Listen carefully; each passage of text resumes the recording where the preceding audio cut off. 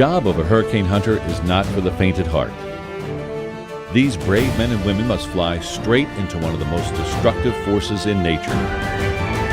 Hurricanes are born over the open ocean, and while satellites can track their movement, meteorologists and researchers need to sample the storms directly to get the most accurate information about them.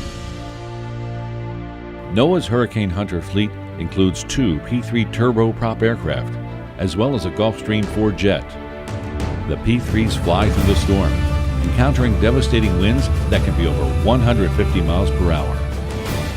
The jet can fly higher than the turboprops, gathering data from the upper atmosphere. Both planes have high-tech equipment on board to get the job done, like radar and fixed probes that measure particles in the air. Scientists also deploy drop wind sondes, which parachute down through the hurricane to the ocean surface, sending back data on pressure, temperature, humidity, and wind. These measurements can help us understand the structure of a storm and the winds that are steering it. The data is used in computer models that help forecasters predict how intense the hurricane will be and where and when it will strike land. Hurricane hunters take a literal look into the eye of a monster formed by nature.